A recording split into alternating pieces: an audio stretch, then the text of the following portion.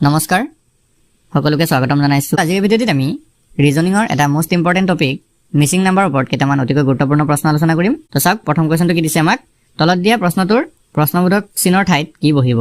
এই প্ৰশ্নবোধক চিনটোৰ ঠাইত কি বহিব আমাক সুধিছে। প্ৰথম লাইনটোত যদি আমি চাওঁ, তিনিটা নাম্বাৰ দিয়া আছে, 4 দিয়া আছে, 3 দিয়া আছে আৰু 13 দিয়া আছে। 4 আৰু 3 যোগ বিয়োগ কিবা কৰি পিনে আমি 13 পাম নেকি? 4 আৰু 3 যদি সিম্পল পূৰণ কৰি দিওঁ তেতিয়া কিমান হ'ব? 4 3 গুণ 12। 12 লগত যদি 1 যোগ কৰোঁ, 12 লগত যদি 1 যোগ কৰোঁ 13 ওলাইছে। তো আমি 7 আৰু 5 পূৰণ কৰিছোঁ, 7 5 গুণ কিমান হৈ যাব? 35। আৰু 35 লগত যদি 1 যোগ কৰোঁ কিমান ওলাব? 36। এইটো পেটাৰ্ণ আপোনালোকৰ ফলো কৰিলে নহ'ব। তো আমি যদি চাওঁ, এই 4 যদি বৰ্গ কৰি দিওঁ, 4 যদি আমি স্কোৱাৰ কৰি দিওঁ 16 হ'ব। 4 4 গুণ 16।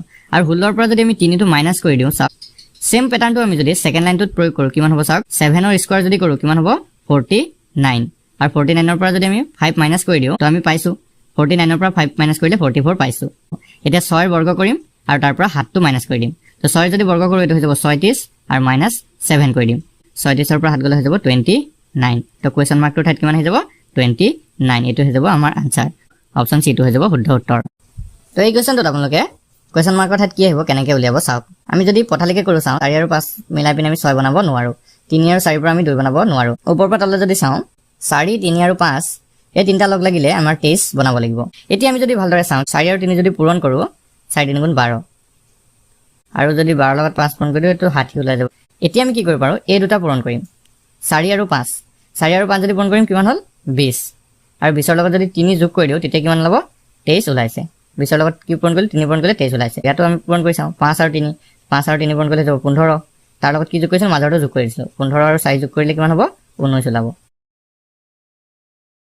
6 আৰু 3 পূৰণ কৰিব লাগিব। তো 6 আৰু 3 যদি পূৰণ কৰোঁ হৈ যাব 18। আৰু 18ৰ লগত যদি আমি 2 যোগ কৰি দিওঁ তেতিয়া হৈ যাবগৈ এইটো 19 20। অপশ্যন চিটো হৈ যাব শুদ্ধ উত্তৰ। ইয়াত আমাৰ কুৱেশ্যন মাৰ্ক এটা দিয়া আছে, সেই কুৱেশ্যন মাৰ্কটোৰ ঠাইত কি আহিব আমি চাব লাগিব। যদি আপোনালোকে ভালদৰে চায়, 7 আৰু 6 কি কৰিলে 26 ওলাব চাওকচোন। 7 আৰু 6 যদি যোগ কৰোঁ কিমান হ'ব? 13 হ'ব। 7 আৰু 6 যোগ কৰিলে 13 হ'ব।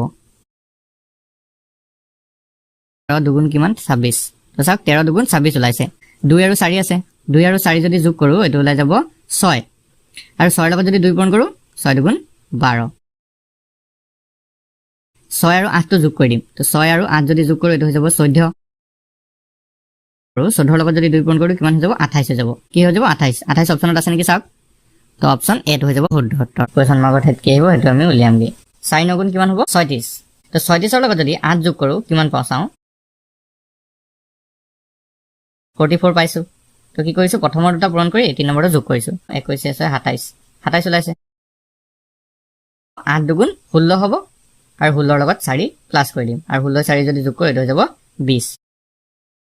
অপশ্যন চিটো হৈ যাব কাৰেক্ট এনচাৰ। কি দিছে চাওক, তলত দিয়া প্ৰশ্নটোৰ প্ৰশ্নবোধক চিনৰ ঠাইত কি বহিব। আমি যদি ভালদৰে লক্ষ্য কৰোঁ, 4টো কি হয় চাওক, 4টো কি হয়? 2ৰ স্কোৱাৰ হয়। ঠিক একেদৰে 9টো কি হয়? 3ৰ স্কোৱাৰ হয়। আৰু 16টো কি হয়? 4ৰ স্কোৱাৰ হয়। ঠিক একেদৰে আমি ইয়াত যদি চাওঁ, 1টো কিহৰ হয়? 1ৰ স্কোৱাৰ হয়। 4টো 2ৰ স্কোৱাৰ হয়। আৰু 9টো কি হয়? 3ৰ স্কোৱাৰ হয়। প্ৰথমতে 2ৰ স্কোৱাৰ আছে, তাৰপিছত 3ৰ স্কোৱাৰ আছে, তাৰপিছত কি আছে? 4ৰ স্কোৱাৰ আছে। মানে কি হৈছে? ক্লকৱাইজ আমাৰ বাঢ়ি বাঢ়ি গৈ আছে, স্কোৱাৰটো বাঢ়ি বাঢ়ি গৈ আছে। নেক্সটটোত চাওক, প্ৰথমতে 1ৰ স্কোৱাৰ আছে, তাৰপৰা 2ৰ স্কোৱাৰ আছে, তাৰপৰা আকৌ 3ৰ স্কোৱাৰ আছে। এইটো 9টো কিহৰ স্কোৱাৰ হয়? 3ৰ স্কোৱাৰ হয়। 16টো কিহৰ স্কোৱাৰ হয়? 4ৰ স্কোৱাৰ হয়। এতিয়া 3ৰ স্কোৱাৰ আহি গ'ল, তাৰপিছত 4ৰ স্কোৱাৰ আহি গ'ল। এতিয়া কি আহিব? 5ৰ স্কোৱাৰ আহিব। তো 5ৰ স্কোৱাৰ মানে কিমান? 5 স্কোৱাৰ কৰিলে 25। কুৱেশ্যন মাৰ্কৰ ঠাইত কি আহিব? 25 আহিব। ডিটোত 25 আছে, অপশ্যন ডিটো হৈ যাব শুদ্ধ উত্তৰ। এতিয়া এইটো আপোনালোকে কেনেকৈ ছল্ভ কৰিব? এই কুৱেশ্যনটো কেনেকৈ ছল্ভ কৰিব চাওক। ইয়াতে আমাৰ 4টা ডিজিট দিয়া আছে। এইটো 4 আছে, 2 আছে, 3 আছে আৰু 3 আছে। আৰু মাজত কি আছে? 72 এটা আছে। এতিয়া এই 72টো আমি কেনেকৈ উলিয়াব পাৰিম? 72টো আমি কেনেকৈ উলিয়াব পাৰিম? তো চাওক, আমি যদি অলপ ভালকৈ চাওঁ, প্ৰথমতে আমি এটা পূৰণ কৰি চাওঁচোন। 4 আৰু 2 পূৰণ কৰি চাওঁ। 4 দুগুণ কিমান? 8। আৰু ইফালে 3 আৰু 3 পূৰণ কৰিলে কিমান হ'ব? 9। তাৰপৰা এই দুটাকো আকৌ পূৰণ কৰি দিওঁচোন। 8 9 গুণ কিমান? 72 ওলাইছে। 9 4 গুণ 36। আৰু ইফালে 10 দুগুণ 20। 36 আৰু 20 যদি পূৰণ কৰে কিমান হ'ব চাওক। 36 আৰু 20 যদি পূৰণ কৰে, 36 দুগুণ 72। আৰু ইফালে শূন্য এটা আহিব 720। এতিয়া 6 আৰু 20 পূৰণ যদি কৰে তেতিয়া 6 দুগুণ 12 120 হ'ব। আৰু ইফালে 1 আৰু 6 পূৰণ যদি কৰে 6 হ'ব। 120 আৰু 6 যদি আপোনালোকে পূৰণ কৰে কিমান হ'ব? 720 হৈ যাব। অপশ্যন বিটো হৈ যাব শুদ্ধ উত্তৰ। 720 হ'ব ইয়াৰ কাৰেক্ট এনচাৰ। ওপৰৰ নাম্বাৰটো আৰু তলৰ নাম্বাৰটো প্লাছ কৰি লওক। 7 আৰু 6 আৰু 3 যদি প্লাছ কৰে 9 ওলাব। এতিয়া কি কৰিম? চিম্পল এই দুটাক পূৰণ কৰি দিম। 9 আৰু 12 পূৰণ কৰিলে হৈ যাব 8 তো চাওক কোনটো অপচনত আছে অপচন ডিটো হৈ যাব শুদ্ধ উত্তৰ ত্ৰিভুজ এটা দিয়া আছে ত্ৰিভুজৰ তিনিটা চুকত তিনিটা নাম্বাৰ দিয়া আছে আৰু মাজত এটা নাম্বাৰ দিয়া আছে ঠিক তেনেকৈ গোটেইকেইটাতে আমাৰ একেটাকে ত্ৰিভুজৰ তিনিটা চুকত নাম্বাৰ দিছে আৰু মাজত এটাকে নাম্বাৰ দিছে এতিয়া আমি ত্ৰিভুজৰ তিনিটা চুকৰ নাম্বাৰটো কি কৰিলে মাজৰ নাম্বাৰটো ওলাব এই গোটেইকেইটাক যোগ কৰি চাওঁচোন 9 6 হ'লগে 15 আৰু ইফালে 4টো যোগ কৰিলে হৈ যাবগে 19 19ৰ লগত যদি আমি 2 পূৰণ কৰোঁ 38 হয় বন্ধুসকল 38 ওলাইছে গোটেইকেইটাক যোগ কৰি 2 ৰে পূৰণ কৰি দিছে তেতিয়া আমি কি ওলাইছে মাজৰ সংখ্যাটো ওলাইছে 11 আছে 9 আছে আৰু 8 আছে 11 যোগ 9 যোগ 8 কৰি চাওঁচোন আমি কিমান ওলাই এতিয়া 28ৰ যদি 2 পূৰণ কৰোঁ 28ৰ লগত 2 পূৰণ কৰিলে কিমান হ'ব 8 গুণ 16 6 কৰিলে 2 গুণ 4 5 56 চাওকচোন 56 ওলাইছে আমাৰ 11 আছে 13 আছে আৰু 12 আছে এটা গোটেইটাক যোগ কৰিম 11 + 12 + 13 6 আৰু ইফালে 3 36 হ'ব আৰু 36ৰ লগত যদি 2 পূৰণ কৰোঁ এটা হৈ যাব 72